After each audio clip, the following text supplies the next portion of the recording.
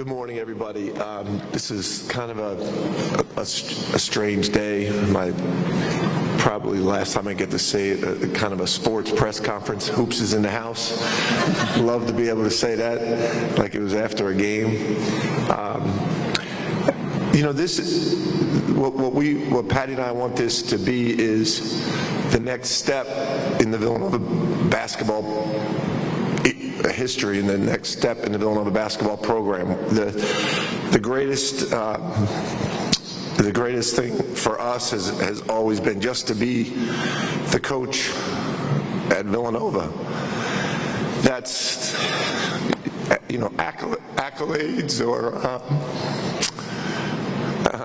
winning games. It's not as big as just being the coach at Villanova. So we've been a part of a great tradition, and we've been blessed to be the head of that tradition for 21 years. And we've always said, we don't own this. It's just we just got to be in charge for 21 years.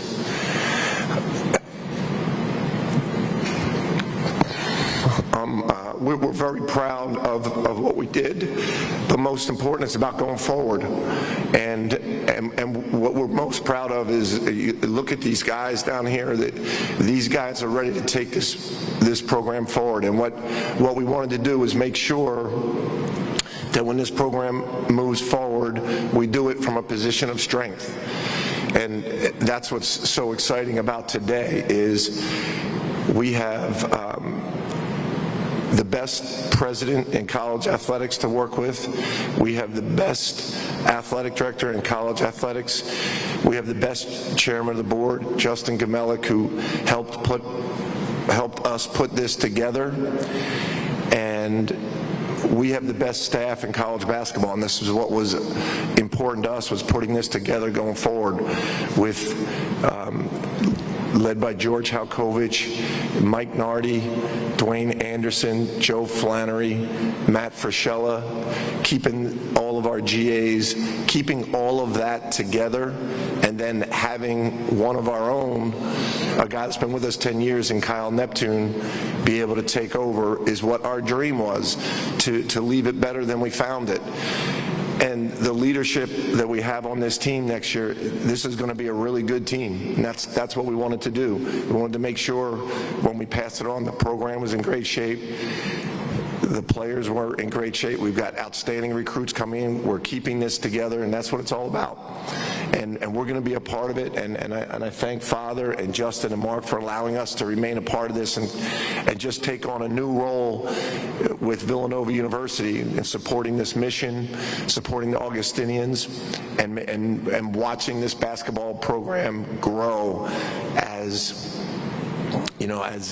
just supporters and kind of mentors to the guys that are here. So it has been an amazing run with incredible players. We had our banquet last night. We were able to celebrate. We're really able to celebrate this great basketball family that we have, and it's going to continue to grow under Kyle's leadership, under these players' leadership, and our coaches, and we're going to be along for the ride. And as Father said, Mark said, once a Wildcat, always a Wildcat. Patty and I will be a part of this community forever.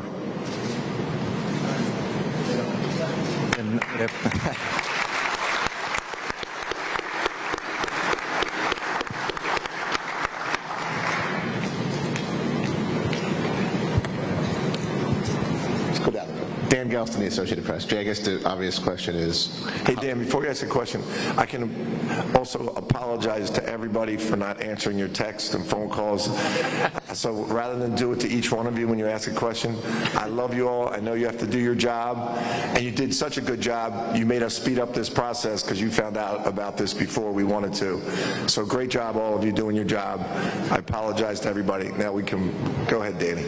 Apology accepted, Jay. We're in a house of forgiveness. The first question is why, and how long have you wanted to do this?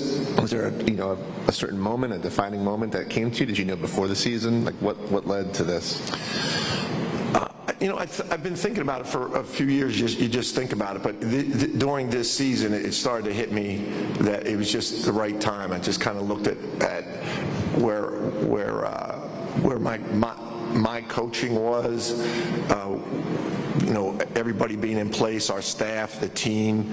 As I said, we wanted to leave this in a better place than we found it, and we wanted it to be strong, in a great position when we left. So I started to feel just like I didn't have the edge that I've always had, where the edge always came natural to me, and so I started evaluating it. Sometimes, I would never have to think about anything I did. I would just go into a meeting, go into a team meeting, go into a practice, had everything set. So I started thinking, like, better get yourself fired up here. You better, let's go.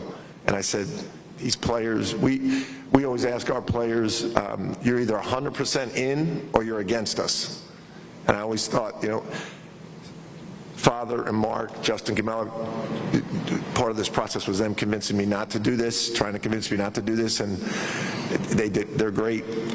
It's salesmen and intelligent people. One of the times they said, well, 70% of you is as good as anybody else, which I appreciated, but we could never coach that way. We couldn't ask the players, you got to give 100%, and I'm giving 70%. So I just knew it was the right time, and I told Mark at the end of the regular season, poor Mark had to live with it. I said, don't tell anybody, but like, I'm going to do this,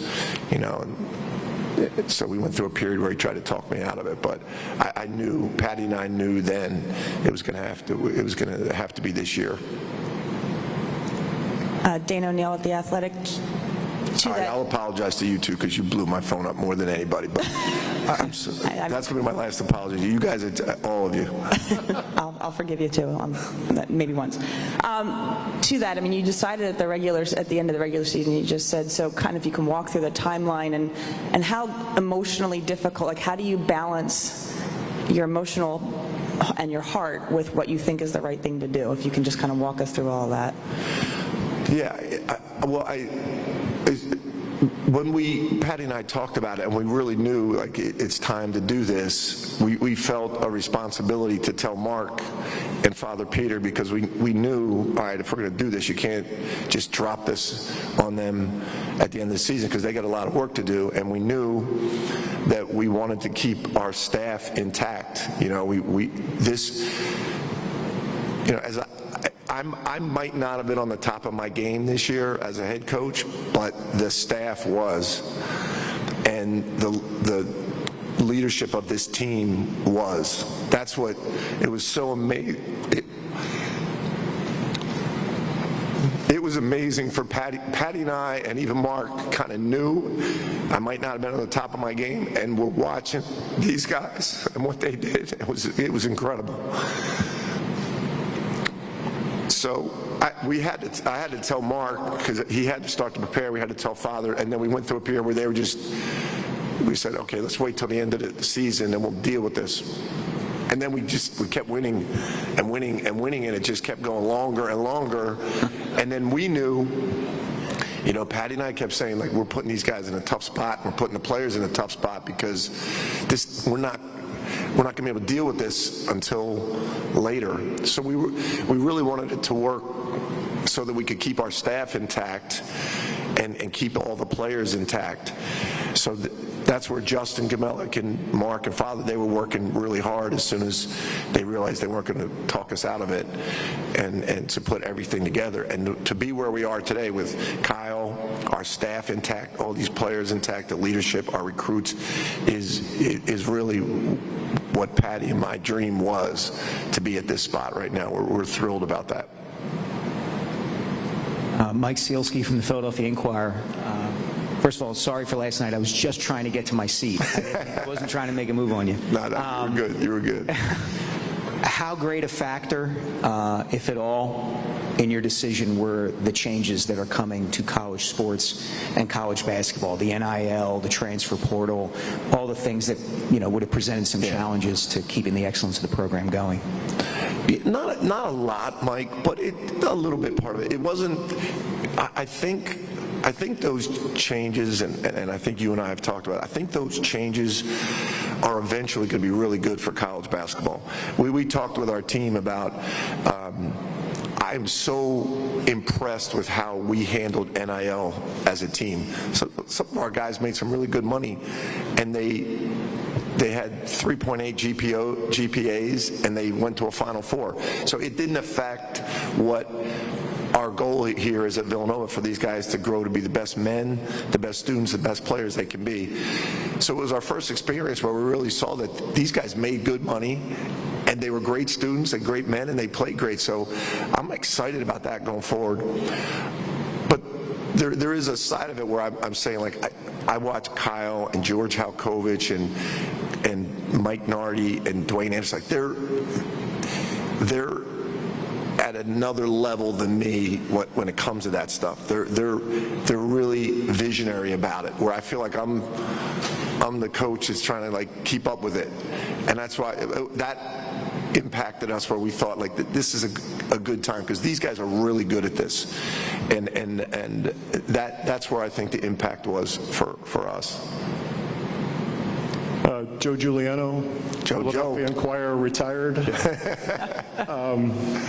Thanks for following me into retirement. I'm very flattered. You're a visionary, Joe. I know a lot of things have been happening in the last month or so, but have you had a chance to actually sit back and relax and just consider what you've achieved here? Joe, not at all. We're working so hard. As I said, we've always told our assistant coaches, great endings lead to great beginnings. Every time assistant coach would leave here to go on to be a head coach, we would say to them, make sure you finish the job here. Take care of Villanova first. Wherever you're going, you're going to be there for years, but make sure you leave Villanova where you complete your work. You take care of everybody here. So we've been working so hard, and again, Justin Kellick, Father Peter, Mark, myself, Patty, we've been working so hard to make sure, and we still are, that the players are taken care of, the assistants are all taken care of, the recruits. We're still finishing that up right now, which is going well. Patty and I will say to each other, like, we just got to finish this. We got to make sure that everything is in place. And so we're like in a firestorm right now. It's kind of like a recruiting period. It's really intense. But as soon as we make sure everything's in place here, I think that will be a nice time to sit down on a beach sometime and look back on this. Terry Toohey from the Delaware County Times. All right, Jay, now you guys have me thinking about pulling a pin and going into retirement. But anyway, you're an intense guy. What are you going to miss most about coaching? Again, to Joe's question, I really have been focused on completing this.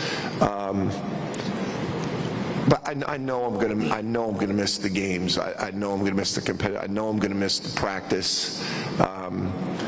Kind of what I'm excited about, and I've talked to some of the guys about this, is I love the relationship with the players, and I've kind of felt like in the last few years my energy level has been committed to basketball and recruiting and NIL and not as much the relationship with the players. So if they'll still talk to me, I really look forward to, like, going to breakfast with these guys, going to lunch with these guys, and not have to yell at Eric Dixon about being in the stands. Can actually talk to him about life and let Kyle yell at him about that. I really look forward to that part of the relationship with the guys. I used to watch Coach Massimino come around and, tap the guys on the shoulder and be all nice, and these guys tell me, I love Coach Massimino. I'd be like, that is not the guy I worked for. He's not that nice of a guy. So I hope they don't do that to me, but I do look forward to those relationships with the guys. Jay Wright, of course, speaking to the media there, getting a little emotional, but this is definitely a happy ending for one of the greatest coaches to ever do it. Some things to kind of take away from that. You see the numbers there in titles, Final Fours, tourney appearances, and that record of 34-14 tops when it comes to program history. He said the first step to building Villanova program, this is what it is, with him leaving and handing over the keys to Cal Neptune. The program is in good hands. The players, the recruits as well, still intact. in great shape to make another run in the Big East without him at the helm, but of course he still will be around. Not so much hovering over Neptune, but helping maybe along the way. Also knew this retirement was an option at the end of the season. Hard to believe after going 30-8, and we just saw what he did here in the Final Four, not to mention second in the Big East, and a 6-time Big East Coach of the Year, calling a career after 21 seasons. But you see the numbers, they do not lie. Jay Wright, one of the greatest coaches there, not just Villanova, but in all of college basketball. Do you want a sports network that delivers everything that matters about the game? The highlights, the picks, the instant analysis, no yelling, no fake debates, no politics. Hit the subscribe button and never miss a moment.